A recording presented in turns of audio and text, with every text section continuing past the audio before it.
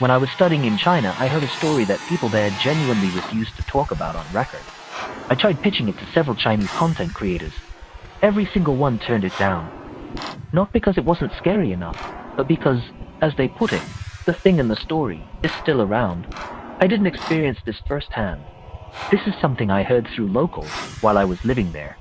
But the way it was told, the consistency of the details, and the fact that multiple people independently confirmed parts of it, it stuck with me. The story centers on a large standalone villa in a smaller Chinese city. Not an apartment, this was a full private house. Gated yard, 2 stories. The kind of place you'd expect to belong to someone successful. The first owner was a businessman. His business collapsed almost overnight. Bankruptcy, debts, and the next day his wife asked for a divorce. They signed a quick agreement to split responsibility for what they owed, finalized everything fast, and she left. A few days later, no one could reach him. One of his creditors went to the house to look for him. Rang the doorbell. No answer. Eventually, he climbed over the low wall into the yard. From outside the villa, through a large glass window, he saw the man hanging inside. That creditor was badly shaken. He contacted the ex-wife. She came back, handled the funeral.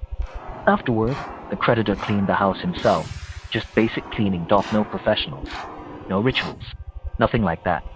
Then he listed the house for sale at a very low price. It sold quickly. The second owner knew a little about traditional Chinese practices related to houses, something loosely comparable to how some people in the West consult spiritual cleaners or blessing rituals. For homes with bad histories, he hired a local traditional practitioner to set things right. The practitioner walked around the yard with a compass-like tool, checked the 4 directions, and instructed several assistants to place certain objects in specific spots around the property. While that was happening, the homeowner, his assistant, and the practitioner were sitting on a couch on the first floor. That's when all 3 of them saw it. A human-shaped black shadow standing on the staircase. Its neck looked wrong, like it was broken or disconnected. The homeowner and his assistant froze. They'd never seen anything like that. They didn't even process what they were looking at. The practitioner did. He immediately stood up and ran for the door. But before he reached it, the shadow moved faster than he did. According to the people who told this story, it crossed the room instantly, grabbed the practitioner by the neck, and there was a sharp cracking sound. He collapsed and died right there by the door. Only then did the homeowner and his assistant snap out of it and run screaming out of the house. Outside, the assistants in the yard also saw a black human-shaped figure standing at the entrance of the villa. It slowly faded away. At that point, the second owner wanted nothing more to do with the house. He went back to the real estate agent, who only then contacted the creditor and learned about the suicide. The agent, shaken but still trying to resolve the situation, contacted someone they regularly worked with. Agents in China often have connections to religious figures who specialize in problem properties. They found a monk. The monk went to the villa, performed rituals inside. Nothing unusual happened during the process. Everyone assumed the problem was solved.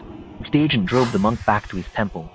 That same night, the second owner invited friends over for dinner, planning to officially move in.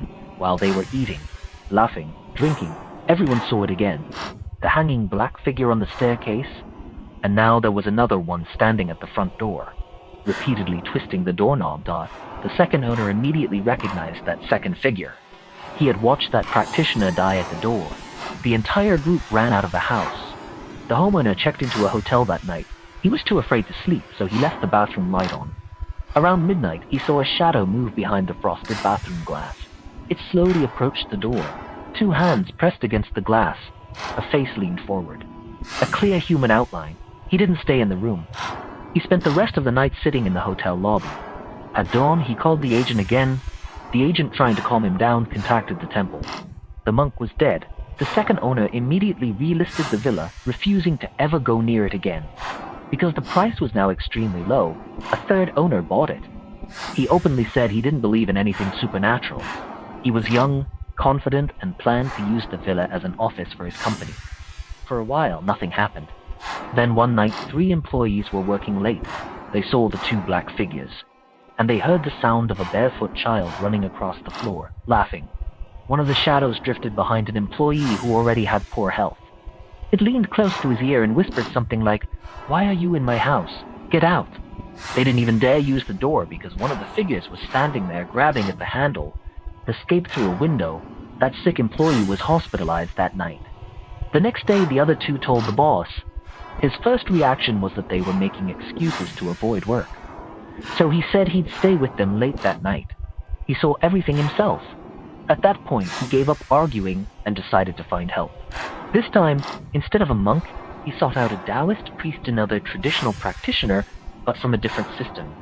During the preparation for the ritual, before everything was even set up, the lead priest, an older man, suddenly clutched his chest and told the others to put a protective talisman on him.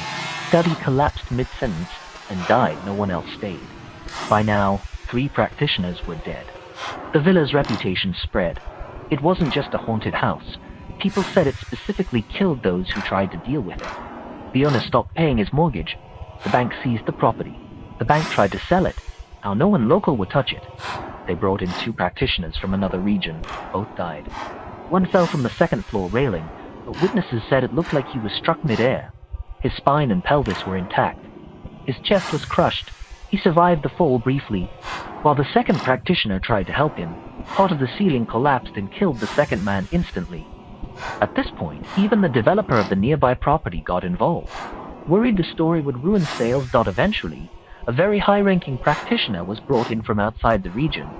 He interviewed the first owner's ex-wife, asked detailed questions about her husband's habits, personality, and life. Then he gave precise instructions. Before entering the villa, he warned everyone outside, no matter what they heard, no matter what happened, do not enter unless called. He went inside with 2 apprentices. After about half an hour, one apprentice opened the door and asked for help. 2 brave workers went in wearing specially prepared gloves. They dismantled the staircase railing and destroyed all previously placed ritual objects. One apprentice stayed behind to live in the house for 7 days. If he survived, the house was considered clear. This entire story was told to me by someone who claimed to have heard it directly from one of those apprentices. He said that inside, it wasn't just one presence, it felt like many, and one dominant one. I don't know how much of that explanation is belief layered onto tragedy. What I do know is that years later, locals still refused to go near that villa, and no one I met could give me a rational explanation that accounted for all of it.